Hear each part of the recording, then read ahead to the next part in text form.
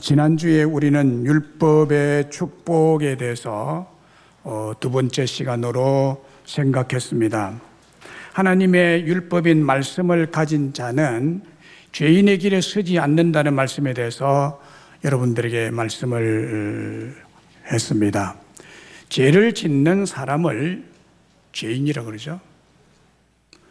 그러면 죄가 뭐냐에 대해서 설명을 드렸는데, 죄란 목표에 미치지 못하는 것, 또 목표물 표적에서 벗어나는 것이 죄라고 했습니다. 활을 쏘는 사람이 활을 쏘았는데 그 화살이 관역의 중심에서 벗어나서 표적을 빗나간 것이 죄다라고 설명을 드렸죠. 그게 죄입니다. 공기소총 사격 선수 중에 아주 유명한 미국 사격 선수가 있습니다. 그 사람의 이름이 매튜 에먼스, 마테 에먼스라는 뜻이죠. 매튜 에먼스라는 아주 맹사수가 있습니다. 올림픽에서 금메달리스트인데 이 선수가 2004년 아테네 올림픽 50m 남자 소총 복사에서 금메달을 딴 선수입니다. 그런데 그가 50m 남자 소총 복사에서 금메달을 딴 이후에 또 50m 3자세, 세 자세, 즉 엎드려서 앉아서 서서 이 3자세 결승에도 올랐습니다. 엎드려 쌌다가 빨리 일어나가지고 또 앉아서 싸고 또 서서 쏘는 그 맹사수죠. 이 세 자세를 번갈아 가면서 총을 관역에 쏘아서 시합의 승부를 내는 경기에 다시 도전했습니다. 이 사람이 또 결승에 올랐습니다. 이제 결승에서 마지막 한 발을 남겨놓은 상태에서 그가 1등으로 점수를 차지하고 있습니다. 10발을 쏘는데 9발까지 1등입니다. 2등이었던 중국의 치하장보에게 무려 3점 차로 앞서 있었던 상황에서 이것은 역전이 불가능한 상황입니다. 그래서 모든 사람이 그의 금메달을 당연하게 생각하고 있었습니다. 그런데 여러분, 이변이 일어났습니다. 마지막 10번째 총성이 빵 하고 울렸습니다. 스크린에 에먼스의 점수가 빵점으로 나왔습니다. 1등이 당연하다고 생각했던 이 선수가 8명의 결선 선수 중에 꼴찌가 됐습니다. 빵점이 되어버렸어요. 그는 엄청난 실망 속에서 경기장을 내려옵니다. 왜 그랬을까요? 1등으로 달리던 선수가 한 발 때문에 왜 빵점이 나버렸을까요? 그는 2번 레인에 있었는데 마지막 10번째 총알을 3번 레인의 다른 선수 표적에다 쏴버렸습니다. 많이 긴장이 돼서 그렇겠죠. 그런 일이 종종 있답니다. 남의 표적에 가면 이건 빵점입니다. 자기 표적에서 옆사로로 총알이 빗나가 버립니다.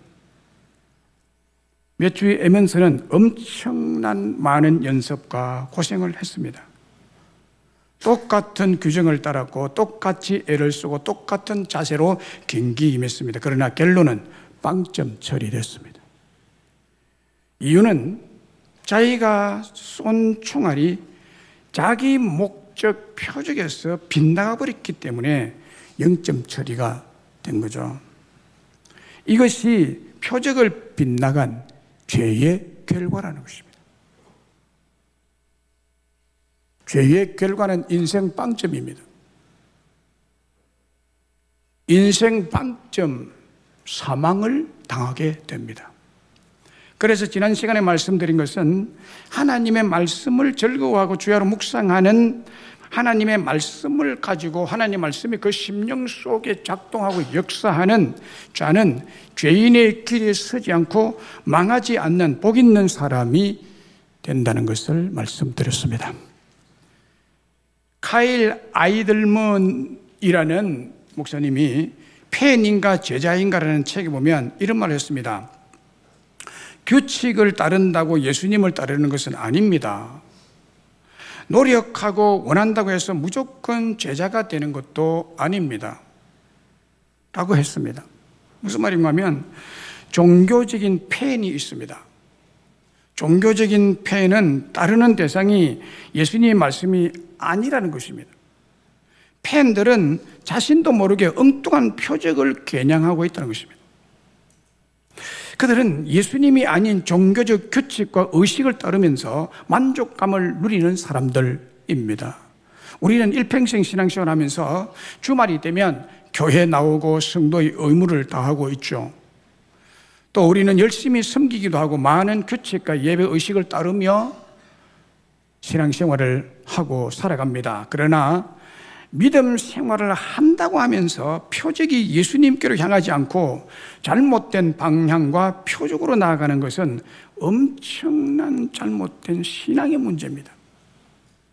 오늘날 가장 큰 문제는 스스로 그리스도인이라고 말하지만 정작 예수 그리스도를 따를 생각이 없는 사람, 말씀과 무관한 맨목산 그리스도인, 무늬만 예수 믿는 사람, 윗선적 그리스도인을 카일 아이들먼은 교회에 다니는 팬이라고 그렇게 규정을 했습니다. 진정한 주님의 제자는 삶의 표적, 삶의 목적, 믿음의 목표가 예수님과 그분의 말씀 순종으로 향해 있습니다. 믿습니까? 또한 예수님이 원하시는 목적을 향하여, 예수님이 원하시는 뜻을 향하여 달려가는 사람입니다. 오늘도 우리는 우리의 믿음 생활에 관해서 여러분 자신에게 이런 질문을 던지셔야 합니다. 나는 정말 주님 말씀대로 말씀을 믿는 그 믿음대로 절대 순종의 삶을 살아가고 있는가? 이 땅에서 최선을 다해서 규정과 규칙을 지키고 열심히 위선적인 종교 생활하며 살았지만 우리 인생의 점수를 매기시고 달아보시는, 저울에 달아보시는 하나님께서 원하는 표적이 아니었어, 함량 미달이야 라는 평가를 하시면 여러분은 어떻게 될까요? 오늘날 교인들의 가장 큰 문제는 스스로 믿는다라고 말하지만 정작 중요한 순간마다 요소마다 하나님 말씀을 따를 마음이 없고 순종할 생각이 없는 종교인의 삶이 가장 큰 문제입니다.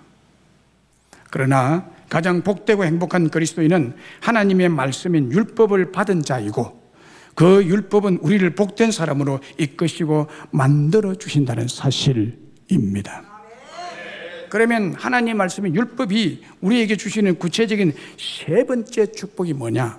세 번째 축복, 그것은 오만한 자, 교만한 자의 자리에 앉지 않도록 말씀이, 율법이 우리를 지켜준다는 축복입니다.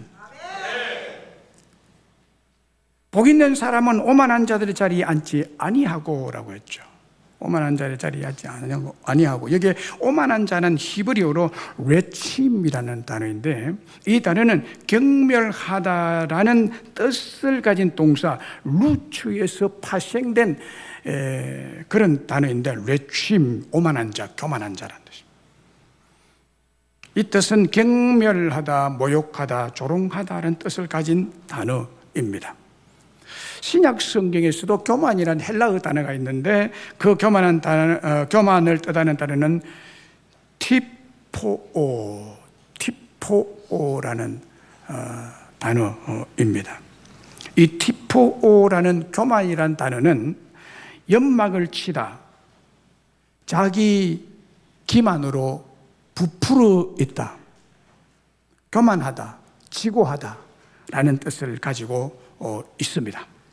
이 단어가 뜻하는 그대로 오만하고 교만한 자들은 죄와 심판을 업신여깁니다. 아이고 뭐 그런 게 있나 뭐 이렇게 업신여기죠. 그리고 하나님 말씀을 경멸하고 예수 그리스도 이름을 경멸하고 모욕하고 조롱하면서 하나님의 말씀을 싫어하고, 특별히 경계와 근함과 책망을 듣기를 싫어하는 자들입니다. 그래서 자기 기만에 빠져서 거품이 부풀어 오르듯이 하나님이 자기와 함께 한다는 망상에 우쭐대지만은 그 실상은 빈 껍데기 같고 빈 깡통같이 별로 든 것이 없는 자입니다. 교만한 사람일수록 자신의 약점을 감추기 위해서 거품같이 안개와 같이 연막을 치기 마련입니다. 정말 학식이 풍부하고 인생 경험이 많고 하나님 말씀을 생명같이 믿고 받드는 사람은 오만하지 않습니다.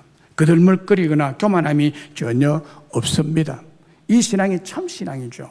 그래서 하나님의 율법, 하나님의 말씀을 가진 자는 언제나 변함없이 겸손함으로 오만한 자의 자리에 앉지를 않습니다. 그래서 하나님의 축복을 받음으로 행복한 자가 되고 복 있는 사람이 되는 것입니다.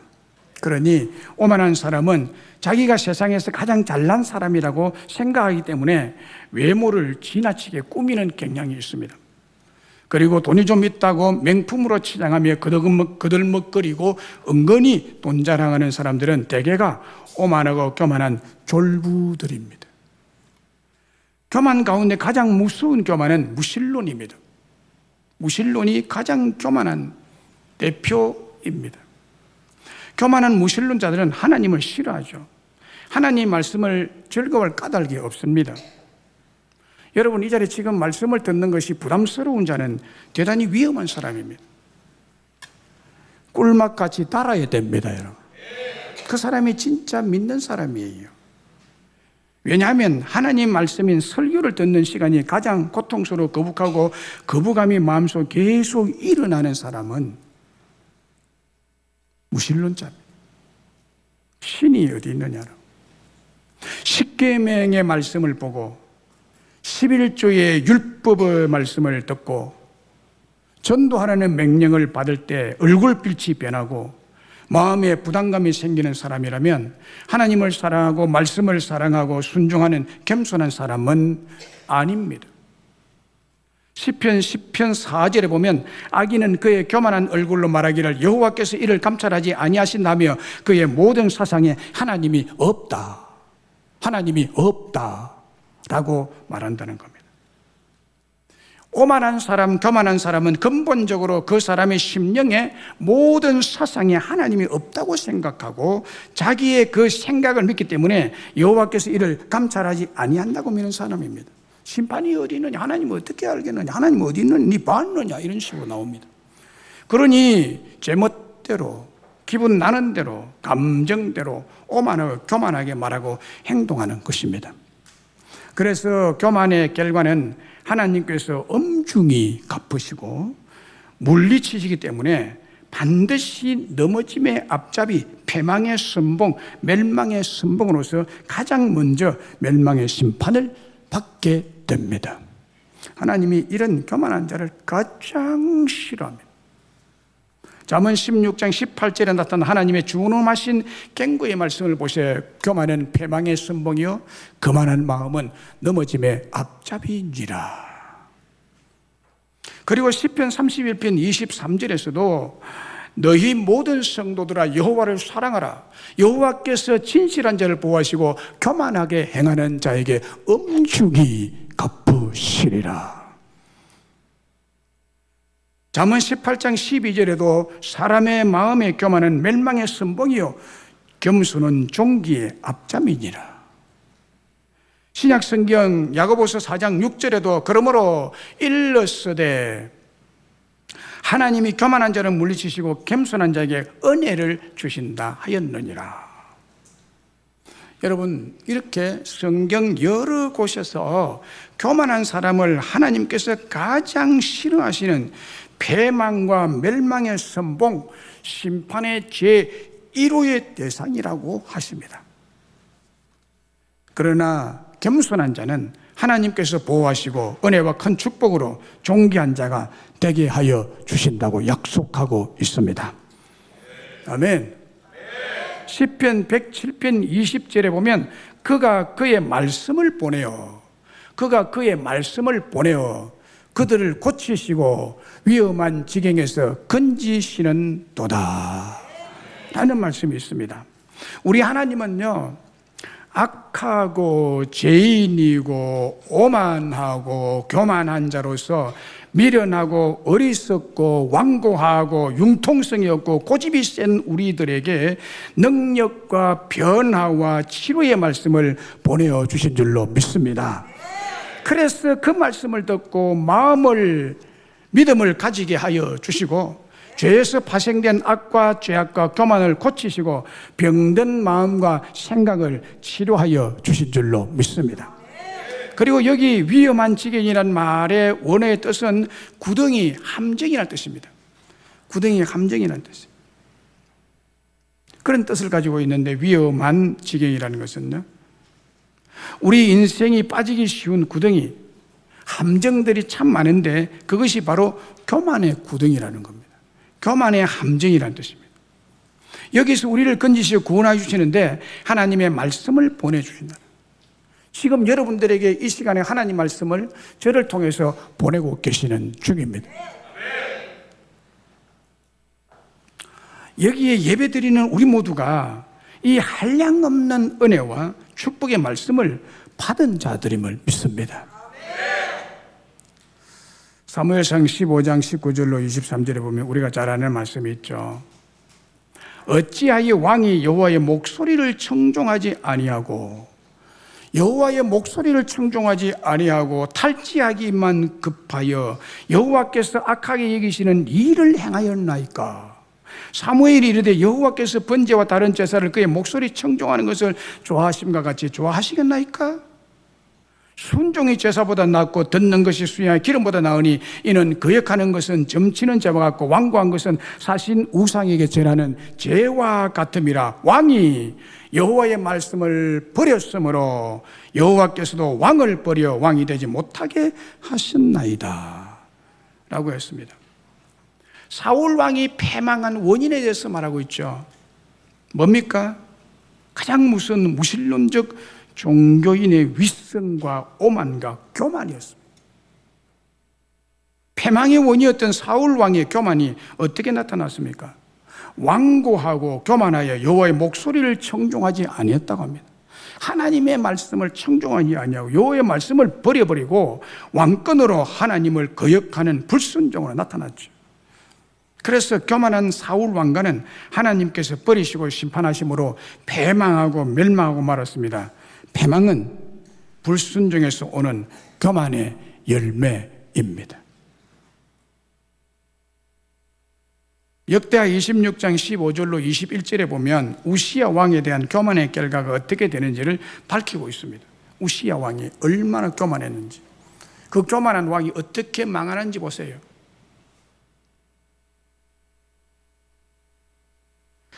역대하 26장 15절 끝부분에 이렇게 기록하고 있습니다. 그의 이름이 멀리 퍼지면 기이한 도우심을 얻어 강성하여짐이었더라.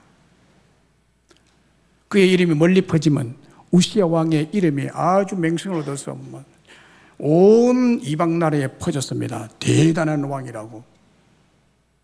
그렇게 대단한 왕이 된 것은 기이한 도우심을 얻어 강성하여짐이었더라 라고 말씀하고 있습니다. 여기에 기이한 도우심이라는 것은 하나님이 도우셨다는 거예요. 믿습니까? 기이한 도우심은 하나님의 도우심입니다. 여러분의 삶이 평안하십니까? 여러분도 모르는 사이에 하나님이 기이한 방법으로 도우셨기 때문인 것을 믿으시기를 바랍니다. 이 세상에 우연은 없습니다. 필연적인 것뿐입니다. 여러분의 삶이 평안으로 갑니까? 여러분이 잘해서 지혜로워서 잘 살아서 처신을 잘해서 그런 줄 아십니까? No. 기이하신 하나님의 도우심이었습니다. 그런데요, 이 우시야 왕이 우쭐거렸어요. 그가 다스린 유다 나라는 자기가 통치를 잘해서 강성한 진주를 알았다는 것. 교만이죠. 그래서 그가 강성하지만 그의 마음이 교만해서 악을 행했는데, 여러분 무슨 악을 행했느냐? 여호와의 성전에 들어가서 제사장만 할 수 있는 향단의 분향을 하려 했습니다. 그거 하면 안 되거든요. 왕이 지금 성전에 들어가서 향단에 분향하려 들어갔다는 소식을 제사장이 듣고요, 그때 당시에 아사라는 제사장이요, 급하게 뒤따라 들어가서 이걸 말렸습니다. 하나님께 큰 범죄를 저지르는 일이니까 아무리 왕이라도 하나님의 성전에 들어와서 마음대로 분향하면 안 됩니다. 철저하게 율법으로 금한 사항입니다. 그런데 이 우시야 왕이 교만해지니까 이 사리 분별이 없어져 버렸어요. 그래서 제사장만 할 수 있는 그 일을 자기가 성전에 들어가 하려고 했습니다. 향단을 잡았습니다. 아사라가 용맹한 제사장 80명을 데리고 그의 뒤를 따라 들어가서 하나님의 말씀으로 이렇게 경고했습니다. 역대하 26장 18절에 우시야여,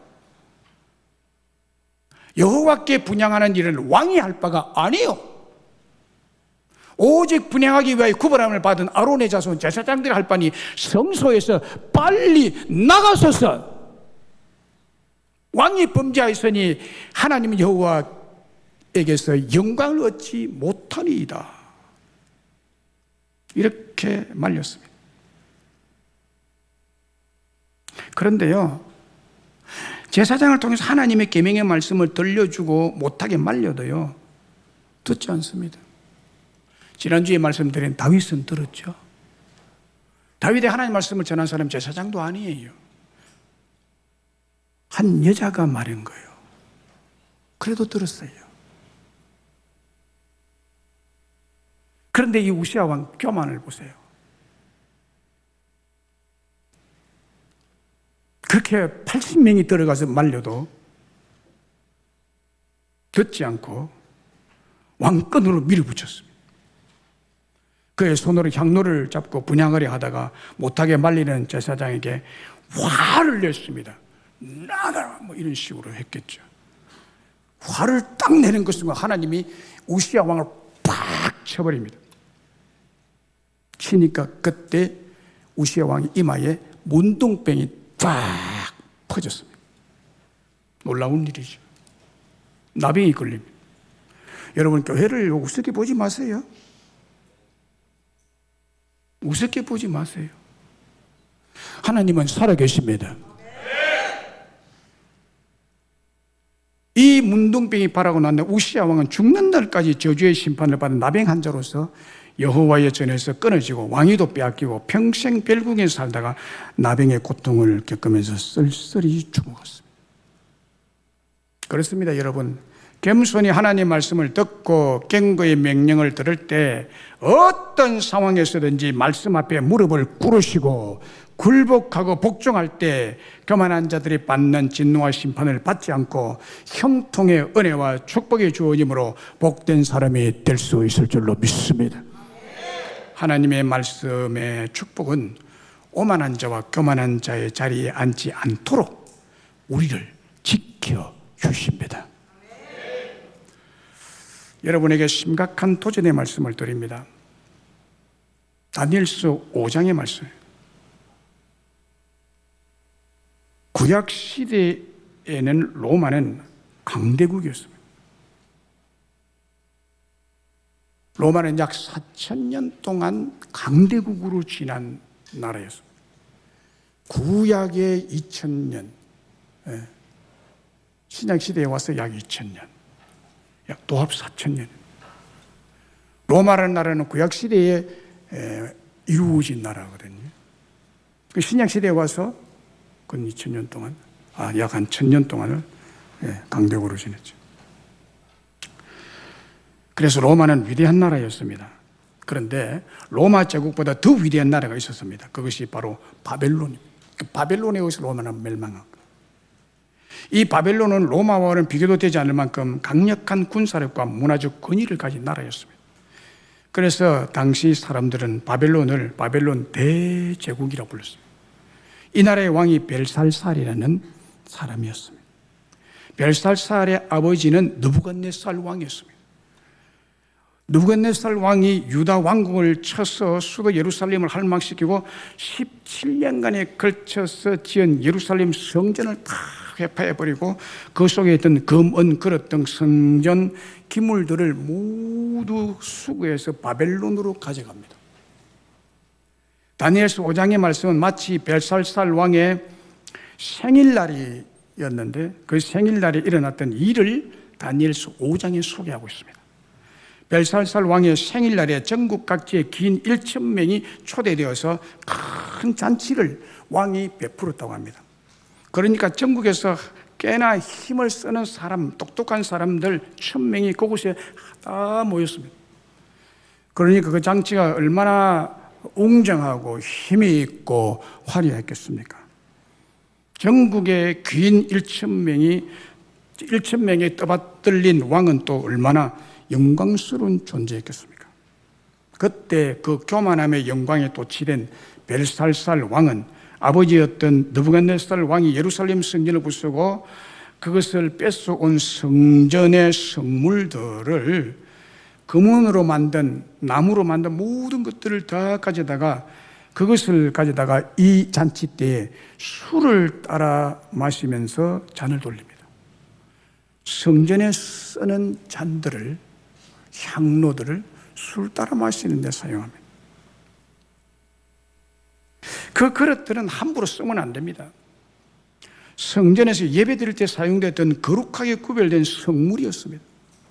하나님의 성전에도 여러분 들어가는 것조차도 아무나 들어가는 것이 아니고요, 성물도 아무나 손을 대거나 사용할 수는 없는 것입니다. 대제사장도 1년에 한 번 들어갔습니다. 그렇게 들어가서 조심스럽게 다루었던 성전의 기물입니다. 그런데 그 기물에다가 술을 따라 마시고는 사람들에게 돌렸습니다. 하나님 보실 때 건방지기로 이럴 데 없고 교만하기로 이럴 데 없는 일입니다. 하나님 무시해도 이렇게 무시할 수 없는 일입니다. 그날 이 벨사살 왕은 그렇게 교만의 영광에 도취되었습니다. 그 먼 구리, 쇠, 나무, 돌로 만든 신들에게 건배하면서 이렇게 신들에게 영광을 돌리고 찬양을 하고 그랬습니다. 그렇게 흥이 절정에 도달했을 때 전국에서 1,000여 명의 귀인들이 모인 밤이 깊어가던 그곳에 갑자기 사람의 손이 나타났습니다. 사람의 손이 나타나서 그 벽면에, 하얀 벽면에 시뻘건 글씨를 써갑니다. 한창 흥에 도취되었던 벨사살 왕이 그 광경을 목도합니다. 갑자기 벽에 손만 나타난, 발목만 나타난 그 손이 글을 써갑니다. 메네메네 데겔 우바르신. 그리고는 손이 사라집니다. 하얀 벽면에 붉은 글씨로 메네메네 데겔 우바르신.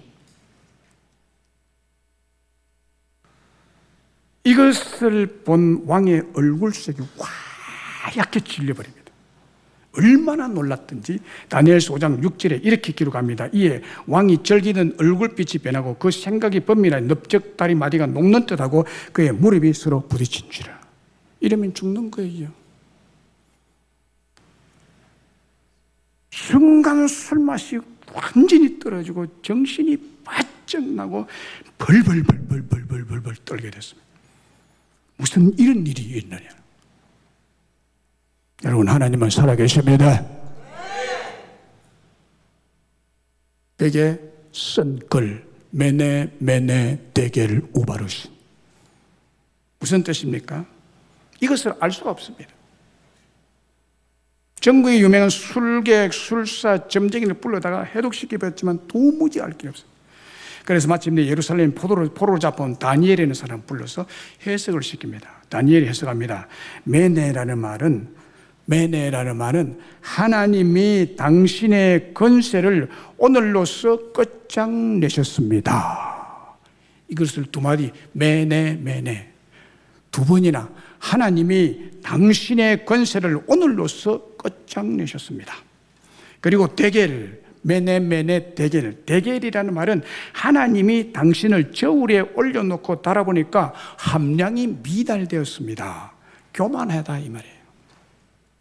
우바르신이란 말은 그래서 하나님이 당신의 나라를 두 쪽으로 갈라놓을 것입니다 라는 말입니다. 메네메네 데겔 우바르신이라는 뜻은 하나님이 당신을 저울에다 올려놓고 달아보니 너무너무 교만하고 자격이 미달되어서 이제 너는 끝이야 라는 말입니다.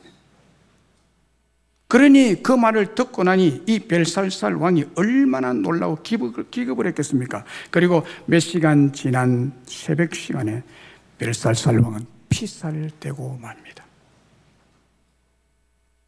그리고는 나라가 메대와 바사 두 쪽으로 쫙 갈라져 버립니다.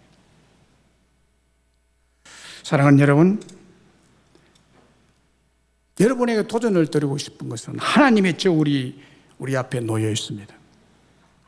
하나님이 나를 저울에 올려놓고 겸손의 무게, 하나님 말씀의 무게, 믿음으로 구별된 거룩한 삶의 무게를 달아보신다면 나는 과연 그 무게가 얼마나 나갈 것인가? 내 딴에는 열심히 살아간다고 생각은 하지만 하나님이 나를 보실 때 나의 신앙의 무게는 얼마나 나갈 것인가? 이 문제에 대해서 생각해 보셔야 됩니다. 한 번도 그렇게 생각해 보지 않으셨다면 오늘 생각해 보시기 바랍니다. 만일 내가 하나님의 저울에서 말씀의 무게, 순종의 무게가 만족할 만큼 합격선에 다가간다면 은혜와 축복이지만 벨살살 왕처럼 하나님 말씀과 거룩함의 은혜의 수단을 세속적으로 이용하고 내 자신의 만족과 세속적 쾌락을 위해서 교회를 다닌다면 쏙빈 강정처럼 미달될 것입니다. 마지막 하나님의 저울의 심판이 얼마 남지 않았습니다. 복 있는 사람은 오만한 자들의 자리에 앉지 아니하고 오직 여호와 율법을 즐거워하여 그의 율법을 주야로 묵상하는 사람이라고 했습니다. 독일의 철학자 니체는 지나치게 자아를 충실하게 생각한 사람입니다. 자기 자신에게 너무나 충실하다 보니까 누구도 믿을 수가 없었던 사람입니다. 그래서 그는 신은 없다, 신은 죽었다라고 말한 사람이죠. 그러면서 자신의 생은 자신만이 책임질 수 있다고 확신한 교만한 무신론 철학자였죠. 그런 니체와 정반대로 아주 대조적인 사람이 있는데 그 사람이 파스칼이라는 사람입니다. 이 사람은 니체와는 정반대로 아주 경건한 믿음의 사람이었습니다. 사람이 이 세상에서 사랑할 만한 대상은 오직 하나님뿐이고 미워할 존재는 자기 자신뿐이라고 한 사람이 파스칼입니다. 이 두 사람은 정반대의 양극입니다. 얼마나 대조적입니까?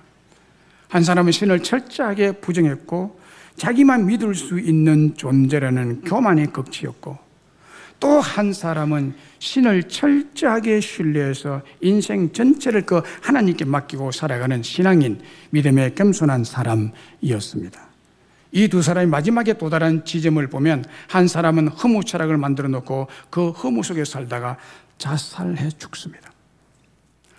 또 한 사람은 팡세라는 수상록을 만들어서 많은 사람들에게 일대 소망을 안겨준 믿음의 위인이 되었습니다.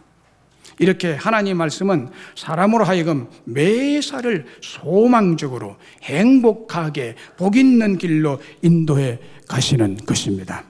성령의 감동으로 기록된 하나님의 말씀은 모두 여러분 전진적이고 소망적이고 미래적인 은혜입니다. 그래서 하나님의 말씀은 때로 우리들이 생각지도 못한 지혜를 주시기도 하시고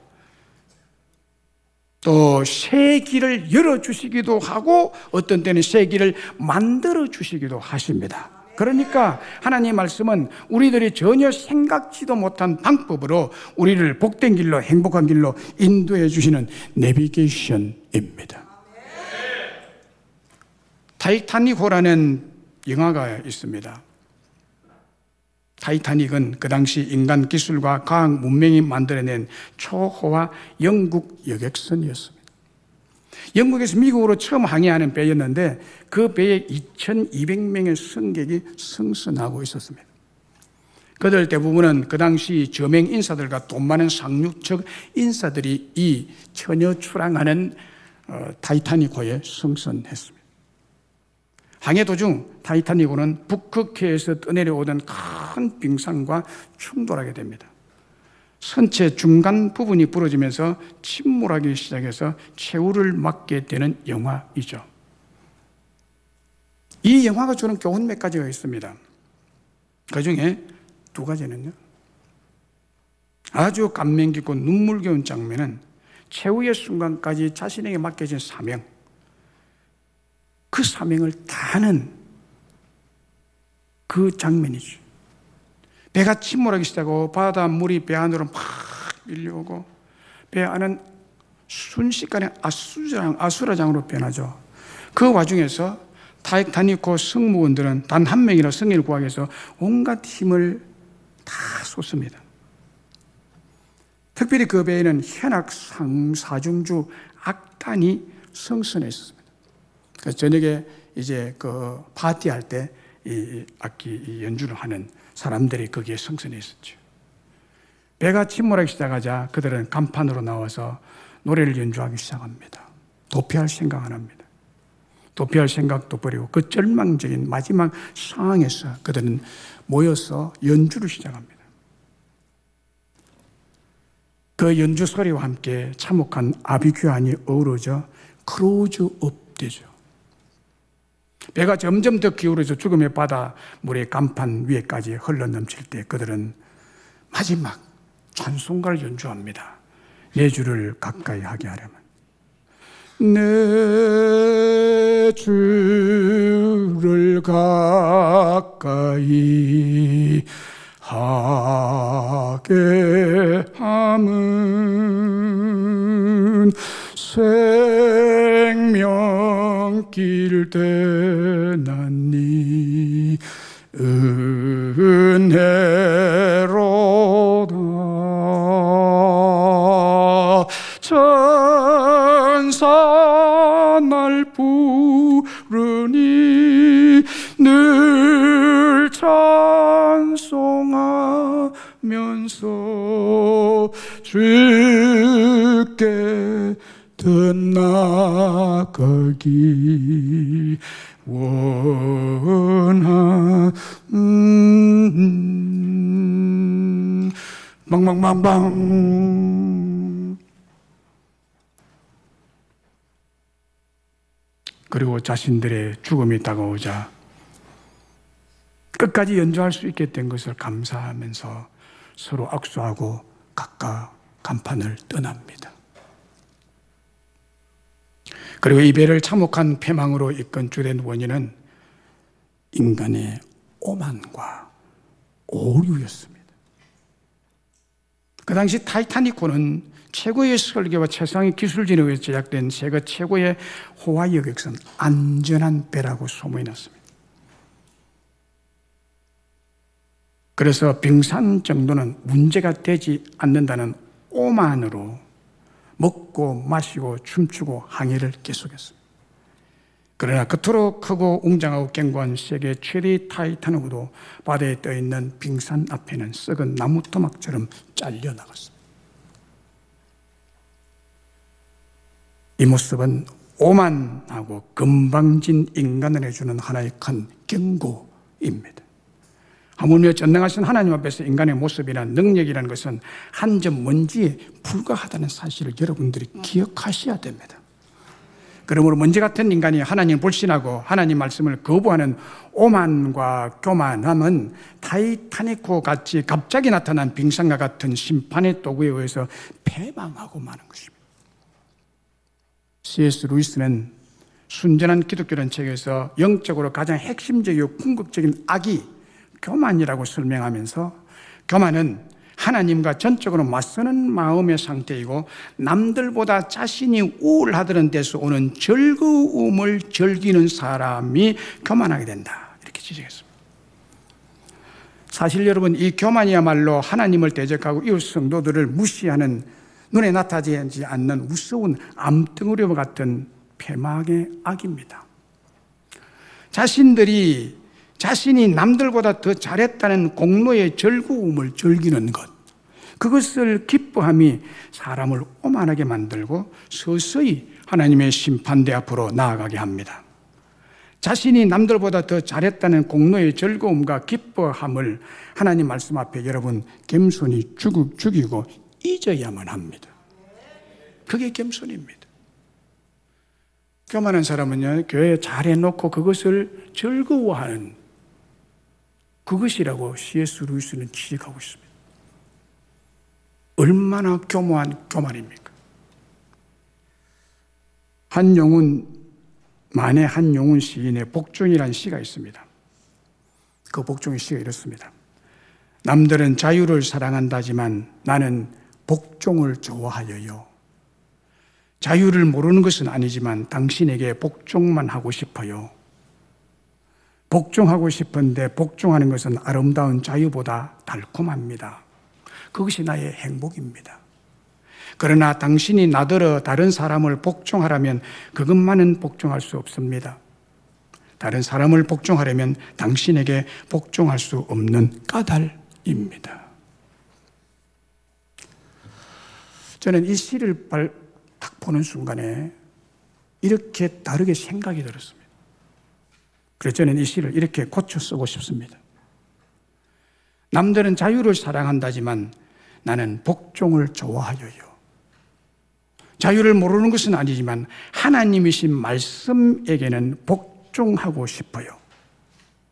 복종하고 싶은데 복종하는 것은 아름다운 자유보다 달콤합니다. 그것이 나의 행복입니다. 그러나 말씀이신 하나님이 나더러 오만한 다른 사람을 복종하라면 그것만은 복종할 수 없습니다. 오만한 다른 사람을 복종하려면 말씀에게 복종할 수 없는 까닭입니다. 말씀했습니다. 하나님 말씀인 율법이 우리에게 주시는 구체적인 세 번째 복은 무엇이라고 했습니까? 하나님의 말씀인 율법이 오만한 자, 교만한 자의 자리에 앉지 않도록 지켜주신다고 했습니다. 성경 여러 곳에서 교만한 사람을 하나님께서 가장 싫어하는 사람이라고, 패망과 멸망의 심판의 제1호가 교만한 사람. 교만과 오만은 패망의 멸망의 선봉, 심판 1호. 그러나 어떤 상황에서도 하나님 말씀에 순종하는 겸손한 자는 하나님께서 보호하시고 은혜와 큰 축복으로 존귀한 자, 복 있는 사람이 되게 하여 주시는 것입니다. C.S. 루이스는 영적으로 가장 핵심적이고 궁극적인 악이 교만이라고 설명하면서, 교만은 하나님과 전적으로 맞서는 마음의 상태고 남들보다 우월하다는 데서 오는 즐거움이 사람을 교만하게 만든다고 지적했는데, 교만했던 사울왕, 교만했던 우시아 왕, 벨살살 왕, 니체, 타이타닉호 등등이 다 교만의 죄로 몰락하고 패망하고 심판을 받았다고 했습니다. 그러나 겸손히 하나님의 율법을 받들고 사랑하고 복종함으로 그 율법을 즐거워하고 주야로 묵상하는 사람이 복 있는 사람이라고, 특별히 하나님께서 가장 미워하시는 오만한 자, 교만한 자의 자리에 앉지 않도록 지켜주실 것을 믿습니다. 말씀이 그렇게 하십니다. 그래서 말씀은 살아있는 능력입니다. 여러분의 심령 속에 여호와 율법의 무게가 얼마나 나갈까요? 열심히 믿는다고 하고 혹 벨살살처럼 성전 성물을 망령되이 세속적 재짓는 데 사용하는 종교인으로 함량 미달 메네메네 대결 우바르시는 아닌지 깊이 여러분 자신을 탐구해보는 자가 되어야 됩니다. 이 말씀 앞에 여러분 진실하게 세우시고 말씀 충만한 복된 성도들이 다 되시기를 주의 이름으로 축원합니다.